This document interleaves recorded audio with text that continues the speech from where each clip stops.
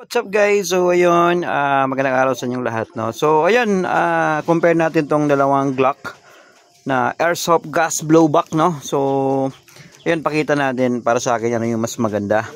So una, titingnan natin yung WE Glock 18C. So para sa akin guys, maganda siyang hawakan, napakaganda ng grip. Tapos meron siyang semi and full auto function, no. Tapos customized design yung trigger sa yung sa likod. Alright guys, no. Then fiber optic rear and front sight. Alright, ayan, napakaganda, no. So yung grip niya napakaganda guys, no. Customize yung sliding barrel niya. So sliding, so dito sa taas. Tapos yung barrel, inner barrel, outer barrel, meron siyang design. Alright guys, so first impression dito, napakaganda talaga tingnan, no. Pero yun lang guys, mas mahina yung tunog niya, hindi solid. So iwan ko lang sa magazine to, or I don't know, ganito talaga yung Glock 18C na WE. So yun lang naman napansin ko dito guys. Pero overall sa looks niya, napakaganda, napakaangas, no. Kasi customize siya, tapos ang ganda ng grip. And then para talaga siyang tunay na barrel nyo, yung pintura niya, ayan, parang tunay na barrel. Yun nga lang, yung putok niya, yung tunog ng putok niya, hindi siya masyadong solid, parang hindi ko maintindihan, parang hindi siya malakas. Pero abot naman yung FPS niya. Pero yun nga lang, yung tunog lang. Siguro sa gas or sa magazine may problema, or dito sa gas blowback chamber niya dito. Alright guys, so ito yung napansin ko sa Glock 18C WE. So ito naman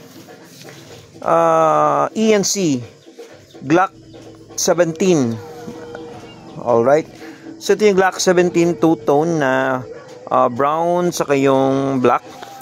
For me, first impression dito guys, simple lang siya, parang Glock 17 lang tayo. Ito yung issue ng mga military at saka police, no. So ito yung issue nila.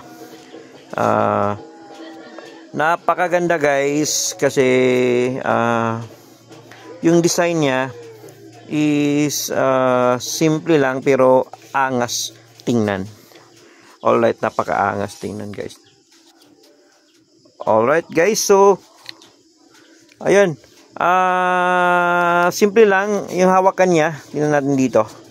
So hindi katulad ng Glock 18C, simple lang. Sa grip niya, sa laki, ayos lang.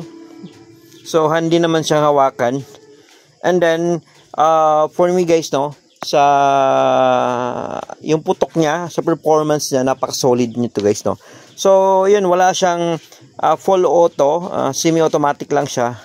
Pero kung ako papipiliin, sinong mas may solid na performance, Glock 18C or Glock 17?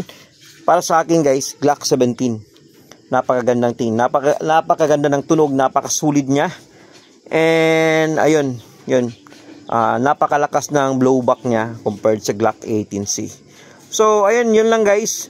So once again, this is ENC Glock 17, and this is WE Glock 18C semi and full auto function.